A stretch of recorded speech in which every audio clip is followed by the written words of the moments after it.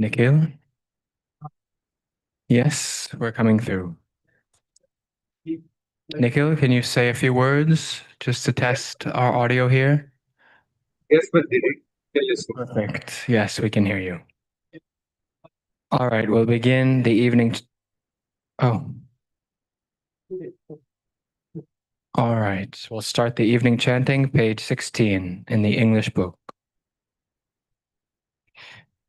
Yosam Bhagava Arahang Samma Sambuddho Swakhato Yena Bhagavata Dhammo Supatipanno Yassa Bhagavato Sāvaka Saṅghō Tangmayang Bhagavantang Sadhammang Sasanghang Ime Hisakare Hiyatarahang Aropite Abhibhujayama Sadhuno Bhante Bhagava Suchira Bharinibhutopi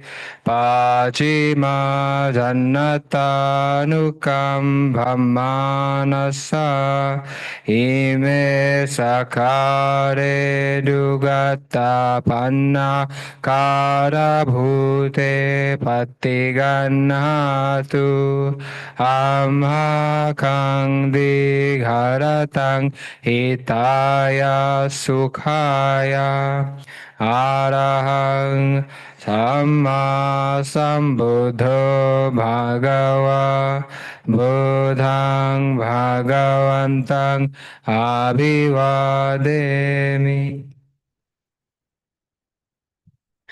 Swakato Bhagavata Dhammo Dhammang Namassami Supatipanno Bhagavato Sāvaka Saṅghō Saṅghang Namami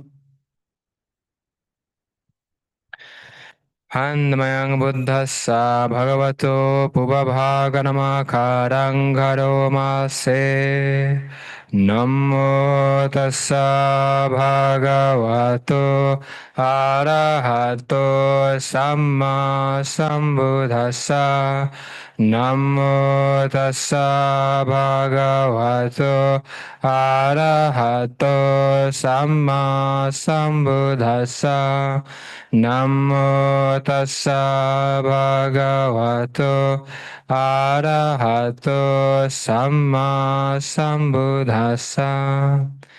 Let's bow 3 times.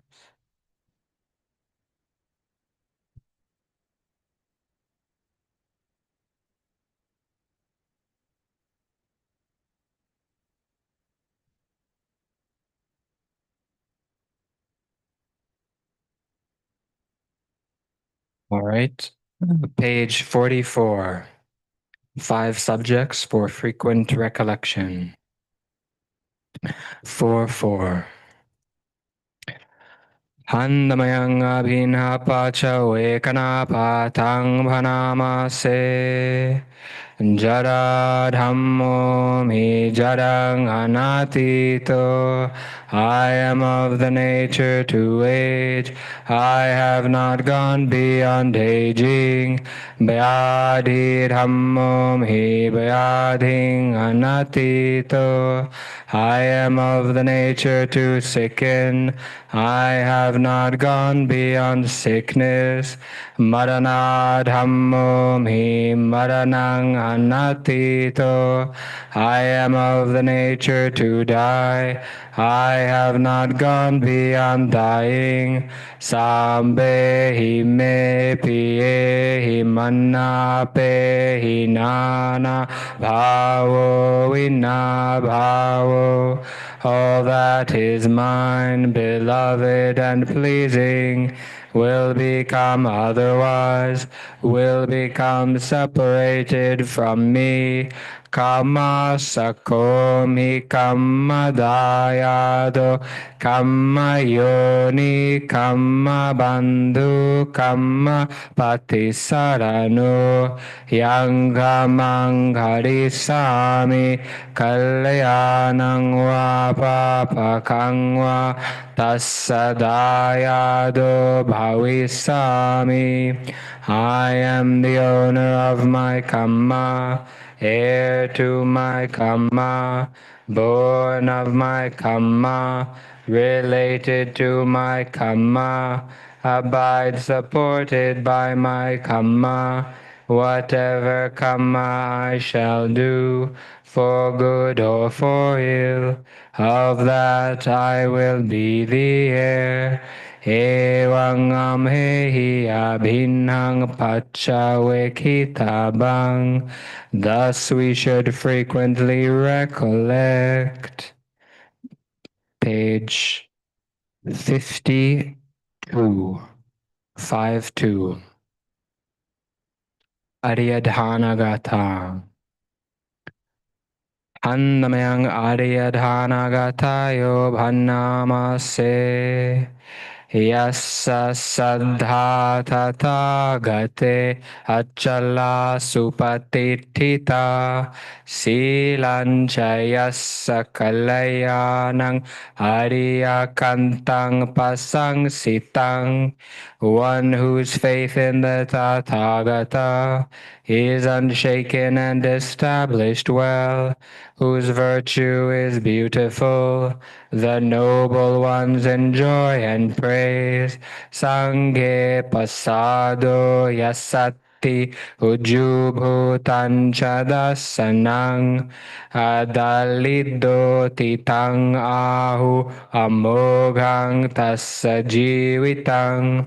Whose trust is in the Sangha, who sees things rightly as they are. It is said that not in vain and undiluted is their life. Tasma sadhancha silancha pasadang dhammadasanang anuyunjeta medhavi sarang buddhana sasanang.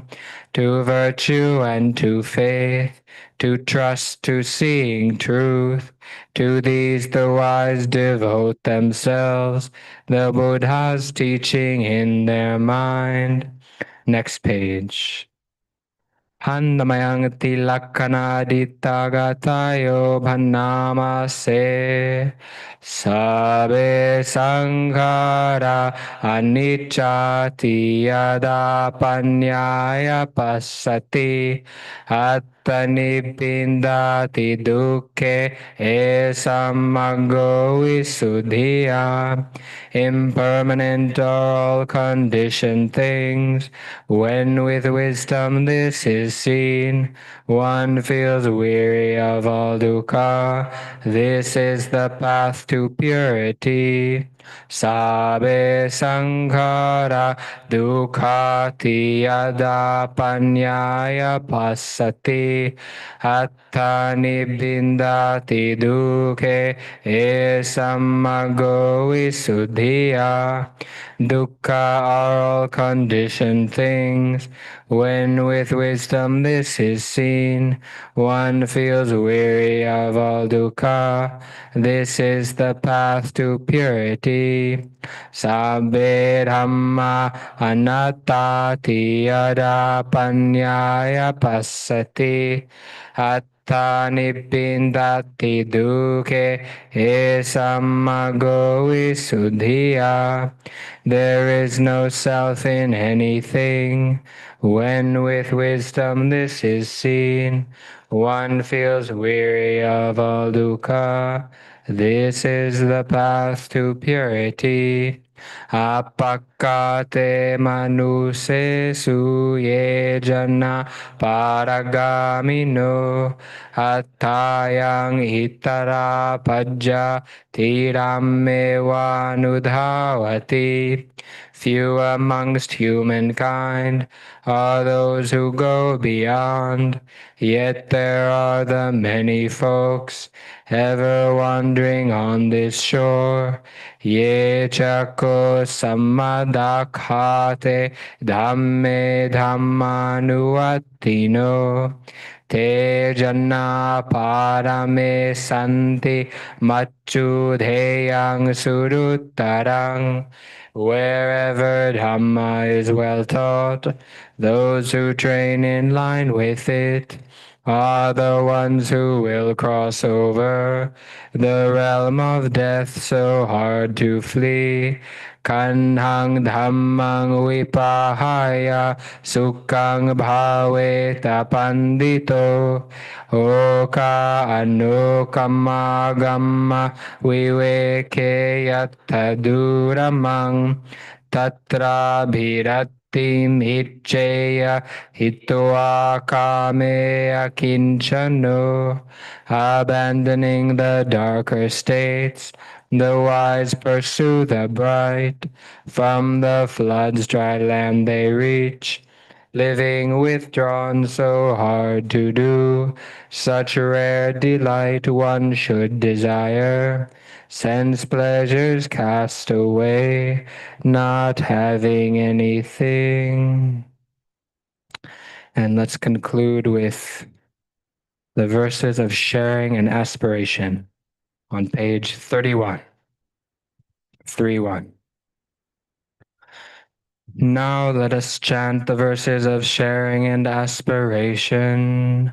Through the goodness that arises from my practice, may my spiritual teachers, guides of great virtue, my mother, my father, and my relatives, the sun and the moon, and all virtuous leaders of the world, may the highest gods and evil forces, celestial beings, guardian spirits of the earth, and the Lord of death, those who are friendly, indifferent, or hostile, may all beings receive the blessings of my life.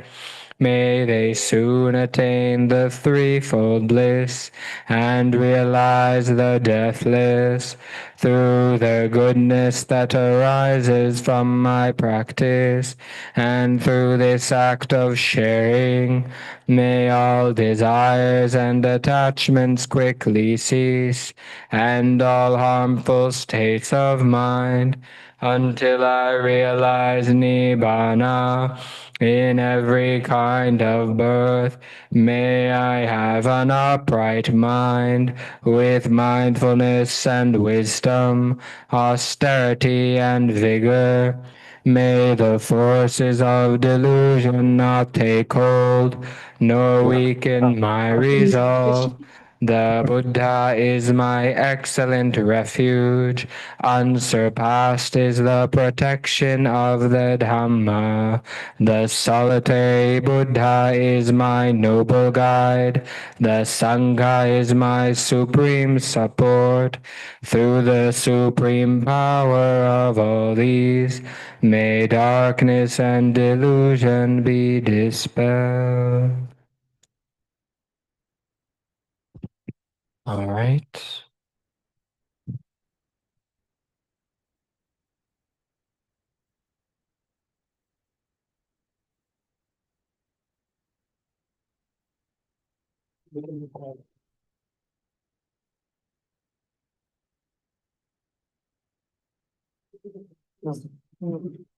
ये हरी वाली है वो है लाल उसी के अंदर okay so आज हमारा जो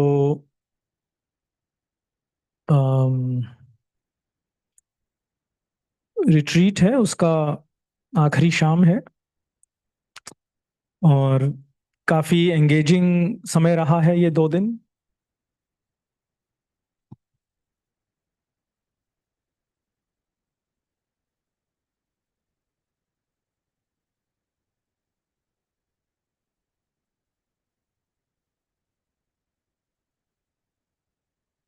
आप आ जाइए, कोई बात नहीं, it's okay, we can do that.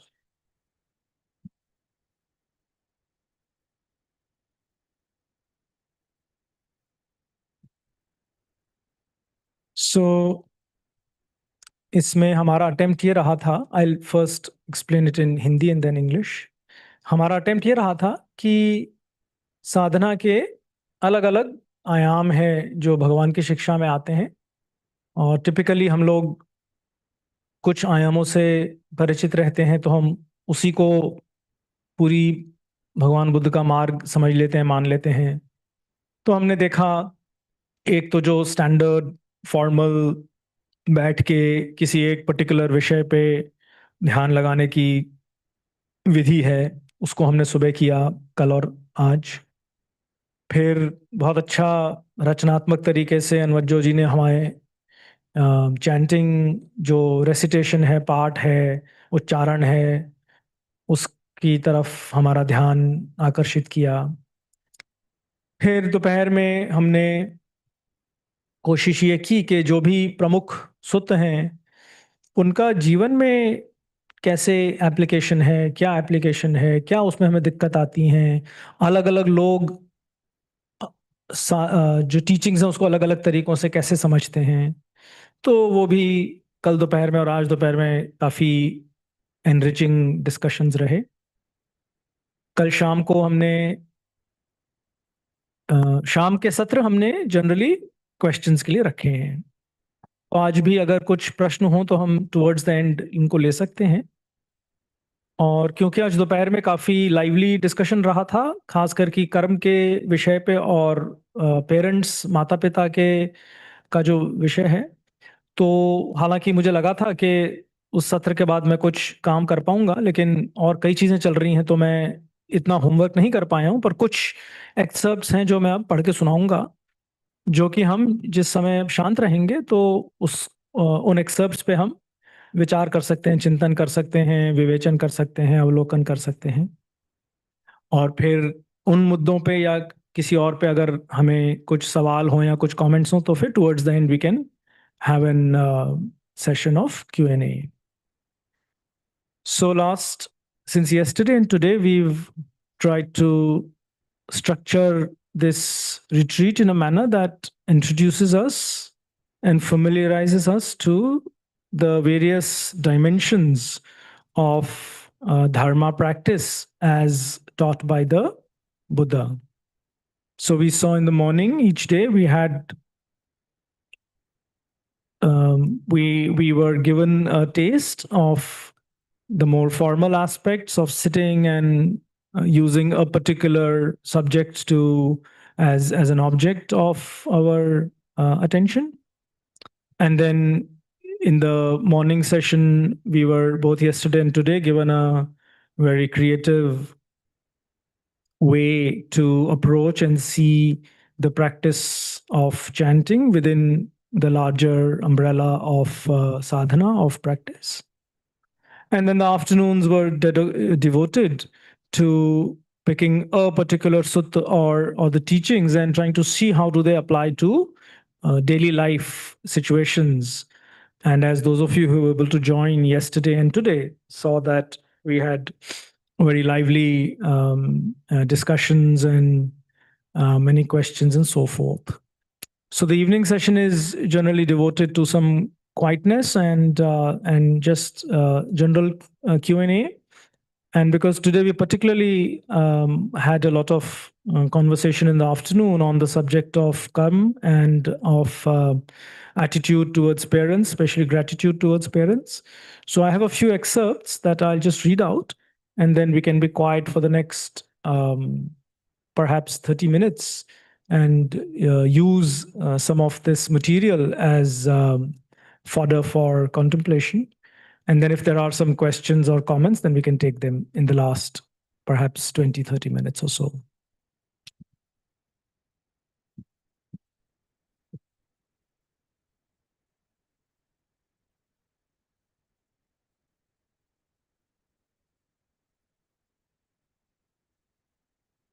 Okay, so unfortunately, Doc Saab is no longer with us here. He was here in the afternoon, and he and Bharat, as many of you know, are regulars on Sunday.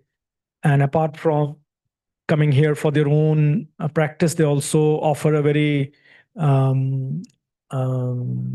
very thoughtful, sensitive service to our village by running a small clinic. And today also we had quite a few people come and receive help from doctor and also dispense some advice to him.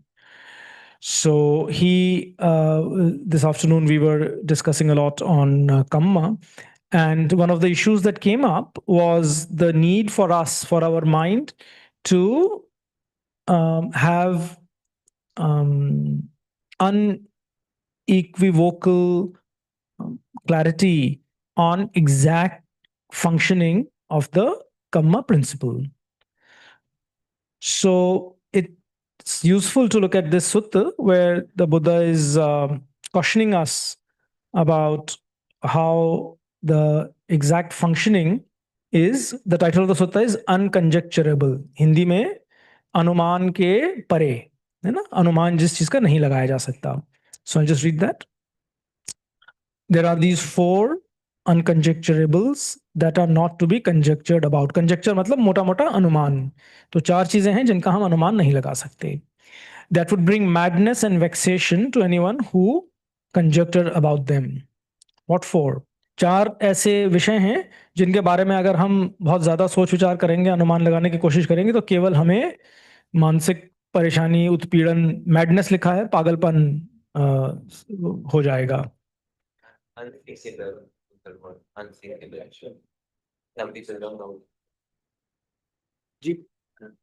Unthinkable, yeah. These are things that we can't think through. Hindi is much simple, anuman. Or what's the Hebrew? Built-in it path. ठीक है.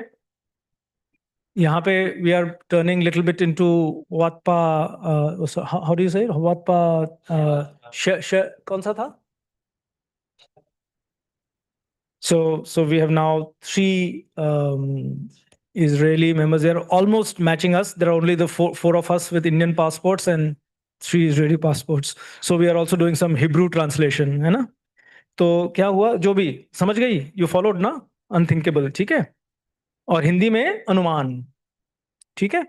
तो पहला कौन सा विषय है जो अनुमान के परे है? What's the first unthinkable one? It says the Buddha range of the Buddhas is an unthinkable that is not to be thought about. Actually, it's a little bit more than thinking. Conjecture is also speculative. That would bring about madness and vexation to anyone who would conjecture about it, who would think about it. Buddha range, jhana range. The third is what's important to us. That is the precise working of the results of kamma. And the fourth is the origin of the world. So these are the 4 unthinkables that if we try to think through them, if we try and work them out at the level of thought and conjecture, like this, then we are just going to bring about, it says, liable to madness and mental distress.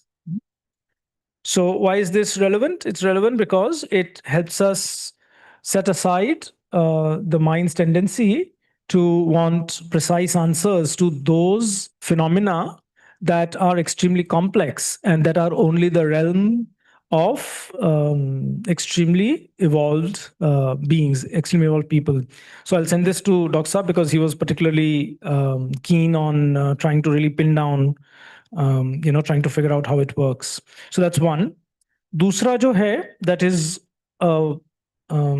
that's an extension of the issue of gratitude जो हमने पढ़ा था दोपहर में. So I'll read out. This is just a small part of the Arañña Saṅghārāma Sutta, Madhyam Nikaya. So this is on the subject of mother. The mother nurtures the embryo in her womb for 9 or 10 months. When 9 or 10 months have passed, the mother gives birth at great risk to her. When the infant is born, she nourishes it with her own blood. For mother's milk is regarded as blood in the training of the noble one. So it's just once again reminding us of the debt of gratitude that we owe to parents, not as a not as a transaction, not as a quid pro quo, but in and of itself, the very fact that our parents have given birth to us and have nurtured us and so on and so forth is reason enough for us to hold gratitude and look after them in as many ways as we can. So that's broadly the advice that we get throughout the Buddha's teachings on the right attitude towards parents. So we can be quiet for some time, and then if there are questions or either on these themes or on anything else, so we can take them. और फिर अगर किसी की कुछ टिप्पणियां हो तो वो भी हम ले सकते हैं. Yeah. So we'll just ring the bell when we're ready to take questions.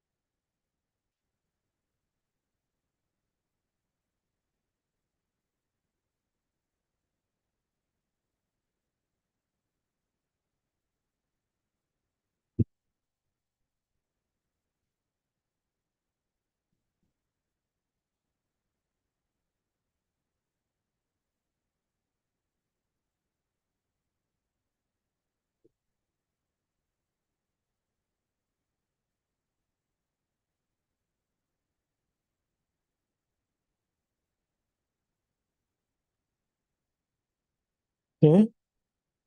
So, if we have something to say or ask, then it's a good opportunity. अब तो ज़्यादातर, I think the online audience now is outstripping the people physically present here, which is what happens towards the end of any event.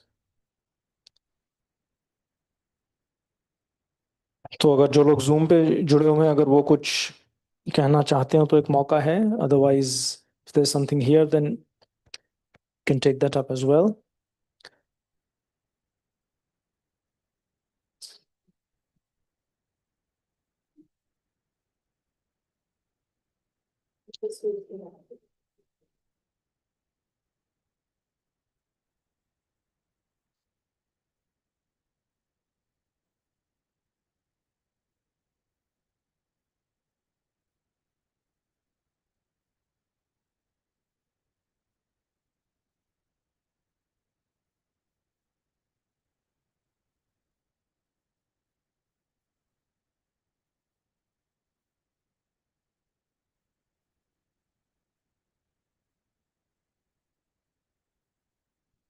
Okay. I wanted to say that it was a very nice retreat, and thank you for it. It was like, it was just 2 days, but it was enough to for me to understand a lot of things and all these things that I didn't know about it before, and the way we studied it, and really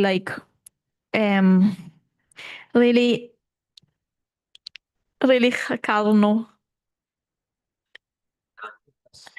Yes, really, I investigated every piece. It was very nice, and you gave us opportunity to ask questions and debate about things. It was lovely. Thank you about it. And I wanted to add, yesterday after the meditation, I didn't use my phone at all, like the days I was here. And yesterday after the meditation, I I opened it and I wrote to my family that I'm loved, that I love them and I'm alive and all of it, because it made me realize that I know we said non-attachment and don't attach to things, and the Buddha says, what does it mean, non-attachment? Does it mean I have to go and and not love anybody or something like that? If I'm saying it correctly. So I was thinking the opposite. I was thinking I want to be attached because I want to love them as much as I can, as much as they're still here and I'm here, and that's it. Thank you. So traditionally we say sadhu. Sadhu means well said. Thank you for saying that. So yes, it's very for many of us, just like you, it's that we have had these penny drop moments when some part of the teaching really resonates, and that's the whole point of having a monastery and of having a place like this, that many people, and we've all been beneficiaries of similar institutions in different parts of the world. So yeah, we very much rejoice in the joy in your heart, and that's another trait that the Buddha encourages to develop, is the trait of feeling joy when someone else is feeling joy. It's called mudita. And so yeah, personally, I and many of us, we feel very happy that like yourself and others. And this afternoon we had the family of one of our guests who stayed long time, and they were sharing similar sentiments about how hopefully slowly it'll help whatever are the difficulties that that person faces, to bring it on an even keel. So yeah, very good.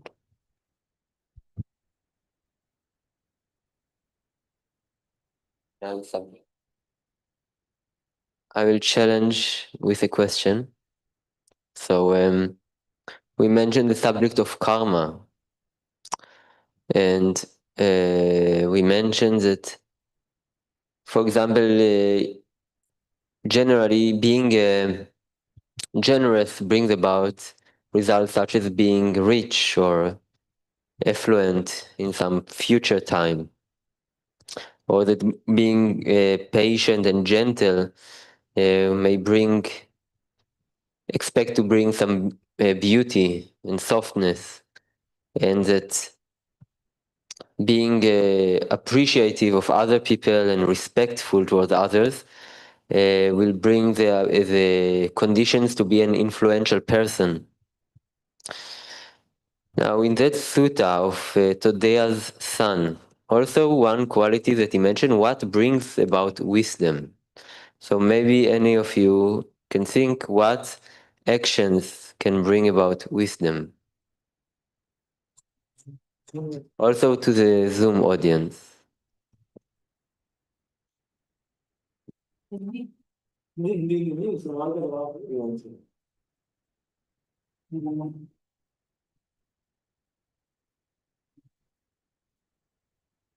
Maybe cause for wisdom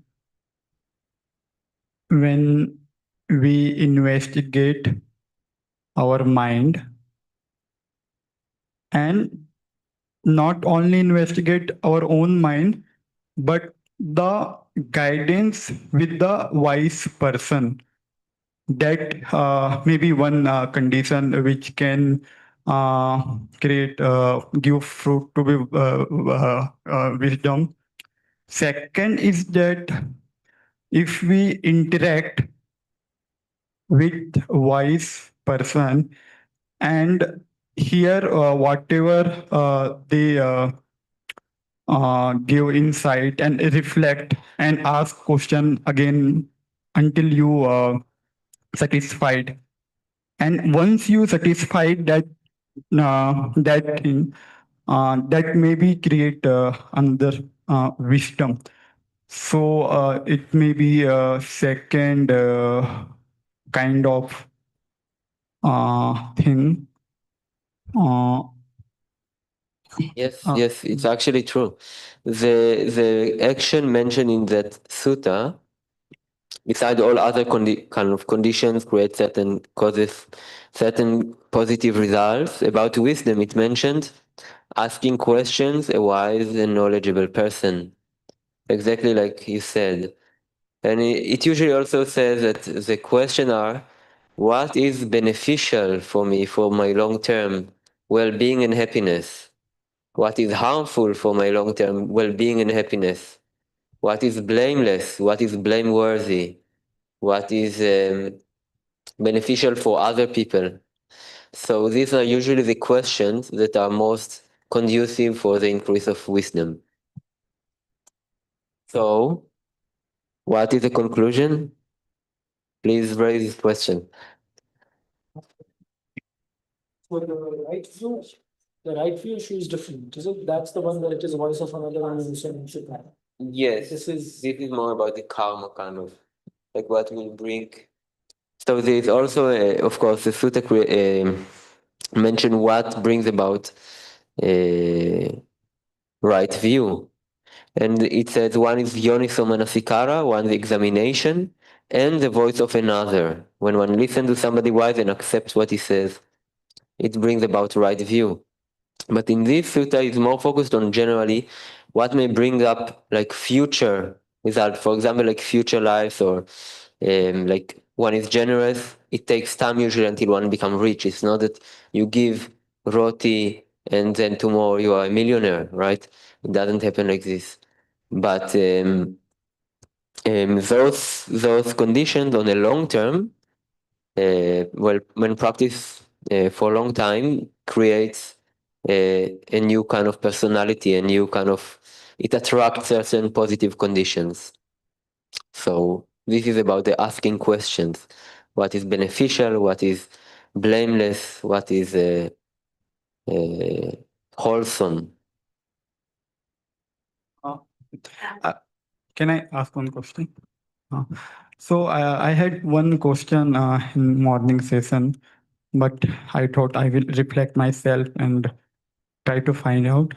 But here I confuse a little bit, so I'm asking that in Mangal Sutta, or I forget, where first line mention is मूर्खों की संगति नहीं करना. So what I realized that when I was in like outside monastery life, or their life, doing work and all, where if someone doing very unwholesome and enforce me to do that unwholesome, like intoxication or lie, manipulating, all these things, so it is easier to take distance from all these things. But when we come into the place like monastery or like Dhamma kind of environment, community there, here I felt subtle kind of unwholesome thing. I have seen like in Sammavacha, fourth point is that unnecessary talk should be avoid. Should be restrained. We should restrain from unnecessary talk. So when we live like in monastery, people come from different place, different background. So one way is that keep quiet and just away from if someone doing all these things. But at the same time, we realize we have a responsibility here that we should talk them and help them. So here we've felt, or in this thing, that if in this kind of environment, we have to do volunteer work, and if we see, uh, how can I say, like subtle kind of. Okay.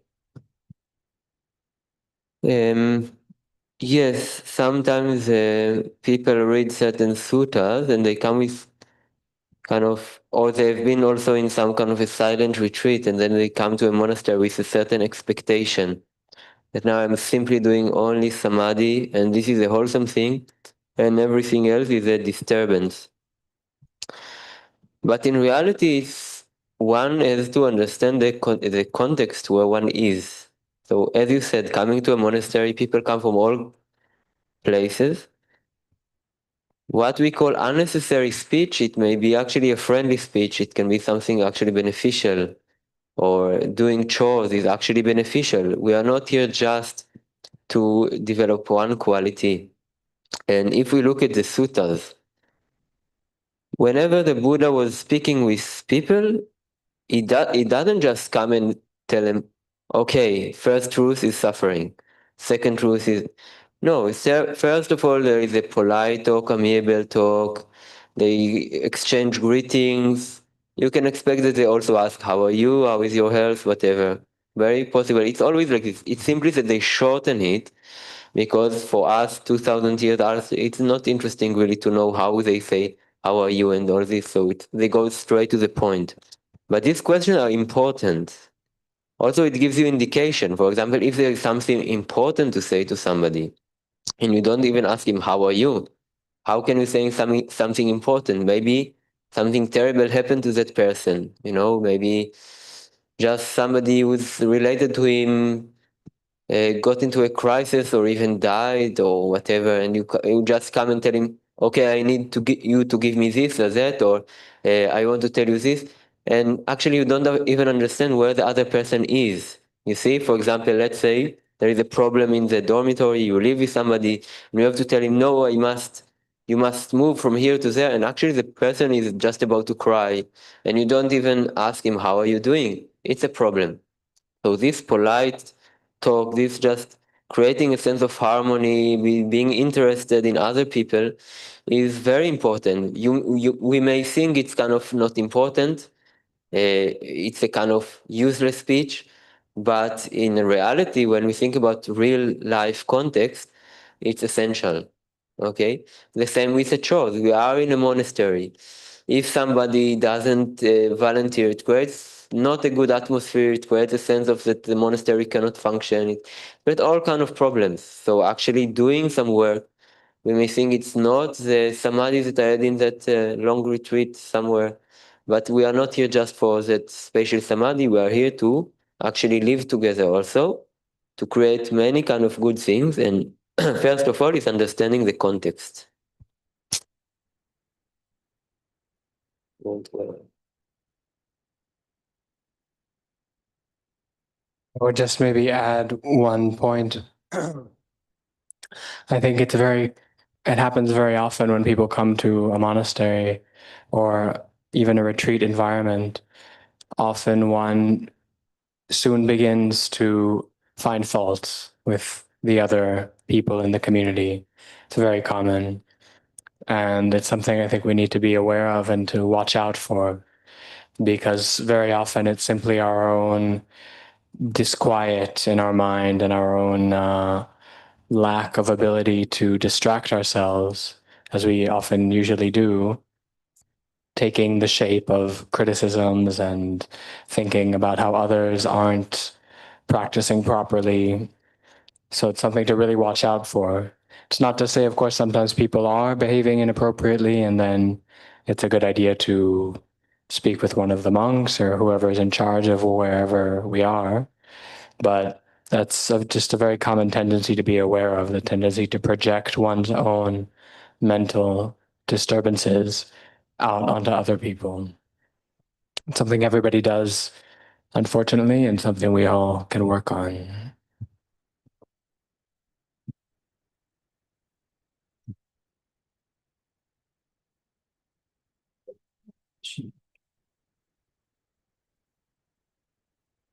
So the second statement of Mangal Sutta, which is Gyaniyon ki sangat karna. Now, is there a prescription of deciding who's wise?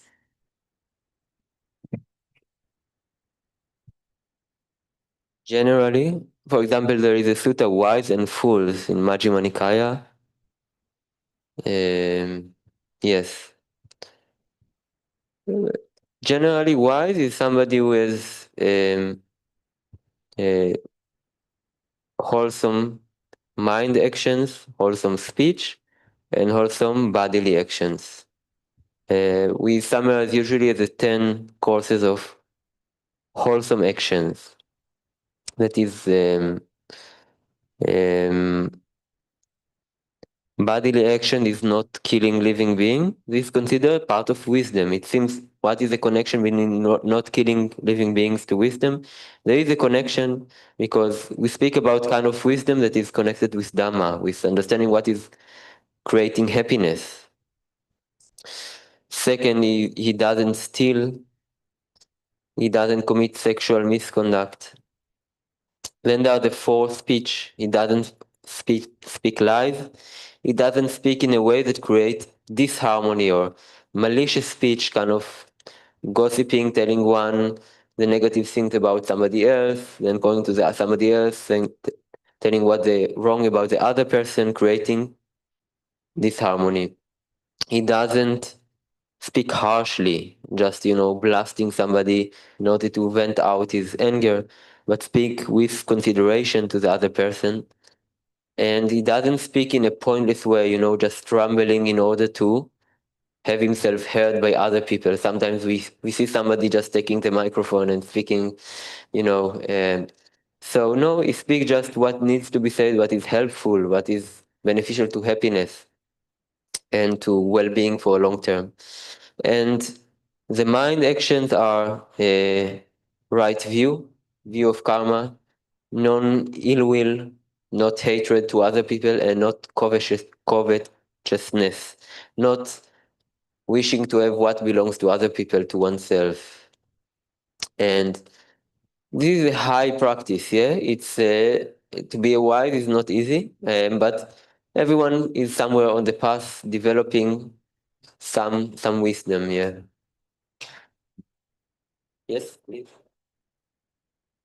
A question. And of course, this all negative thing, it has also the positive. The one doesn't speak lies, he speaks the truth, he's honest. One doesn't speak harshly, he speaks with consideration and so on.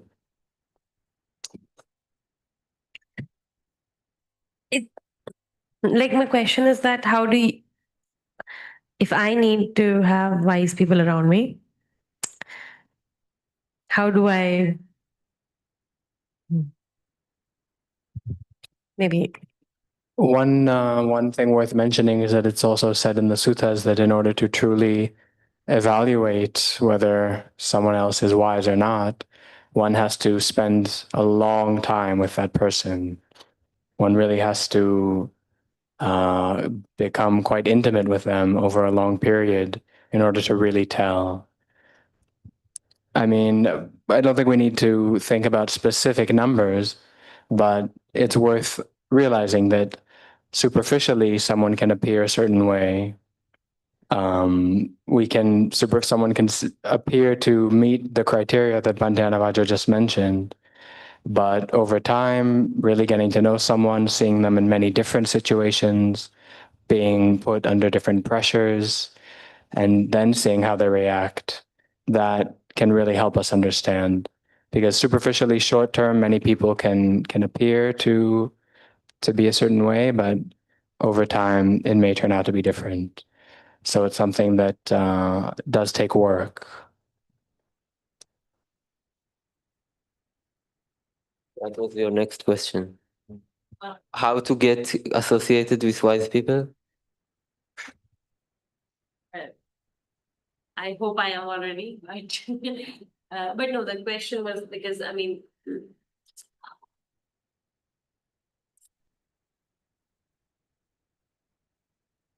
maybe I'm hearing the points that you mentioned about a wise person. I'm hearing it as a prescription as to how to become a wise person. I was talking from a perspective that if I'm coming here, how do I mean, without any disrespect, how do I identify a wise person? Does that make sense? That was where the question was coming from. So, Yeah, if you already mentioned, Banditisa mentioned the sutta, actually there the Buddha said, in conversation one discerns the wisdom of another person over a long time, and one himself has to be wise to recognize the wisdom. So it's a bit of a problem. But generally, it's you don't have to. Some things are easier to observe. For example, like not killing living beings, it's kind of easier to observe. If you see somebody who is constantly killing living beings, it's a sign that maybe it's good to be, as Banditisa said, not to look up to him, at least in this respect. And also in general, to have some cautiousness, some carefulness. Maybe if he doesn't care about living beings, it doesn't mean that he's all bad, but it's worth being observant. How does he behave towards other people? How does he behave when he has some benefit to get? Not to say, if somebody kills mosquitoes, it doesn't mean that he's an evil. And the same with speech, yeah. Bit by bit, you get a sense of a person who speak, honestly, even if it's difficult. For example, the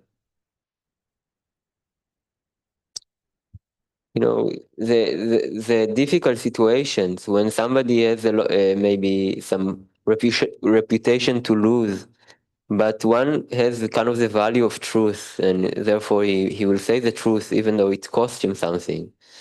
It shows integrity. Yeah, for example, yeah, one is asked a difficult question, or one has done some fault, and one admits it in order to prevent, wrong accusation of another person. So this context kind of brings up the good qualities also.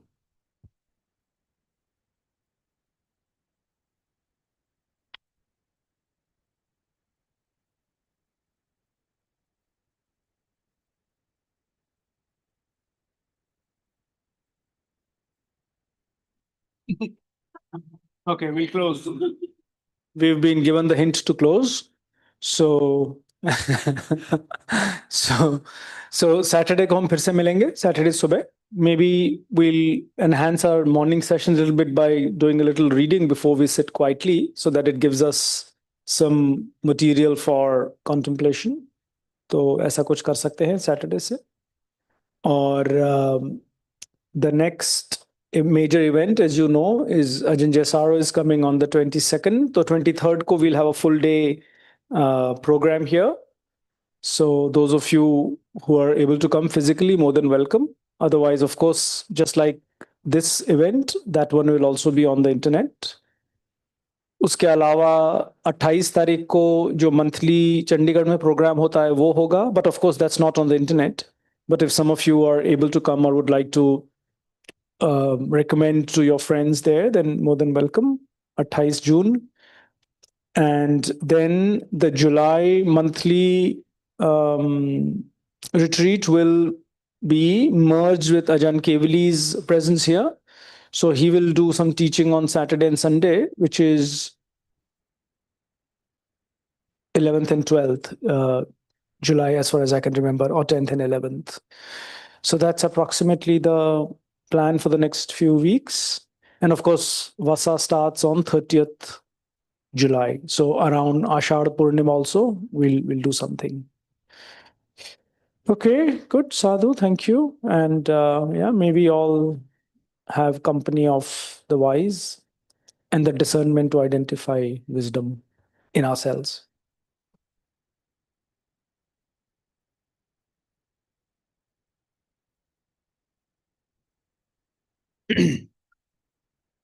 Arahang Samma Sambuddho Bhagava Buddhang Bhagavantang Abhivademi Swakhato Bhagavata Dhammo Dhammang Namassami Supatipanno Bhagavato Savak Sangho Sanghang Namami.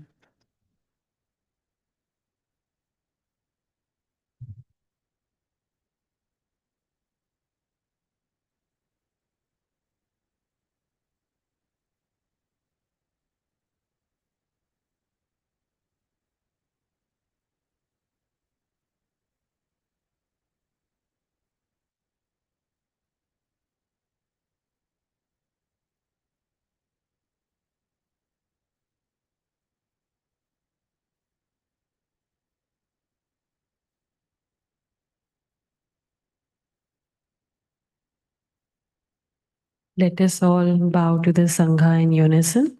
आइए हम संघ को साथ में नमन करें. नमन, नमन, नमन. Thank you. Okay, also मैं भूल गया, this Sunday we'll have the Atanatiya Sutta presentation panel, we call it panel discussion. It's in the evening, it's only on the internet. Dr. Anuragi is coordinating it, or the presenters are Renuka, Payal, Bhavna and Sapna. तो उसको भी join कर सकते हैं. वही 7 बजे शाम को शुरू करेंगे, but it'll be a long session, it'll be about 2 hours. It's quite a long presentation and they've all worked very hard preparing it. So encouraging those of you who can to join that as well. इस Sunday को शाम को 7 बजे का जो सत्र है, that will be devoted to the Atanati Sutta. Okay, sleep well. Ji? One more panelist is Vishal. One more panelist is there, Vishal. Vishal Bansal. Yes, sorry. Thank you, Sapna. Yes, that's right. Thank you. Okay, चलिए. How do you say good night? यार लंबा है ये थोड़ा, आप ही कर दो. Laila Tov. Tov is the same morning thing. Laila Tov. Okay.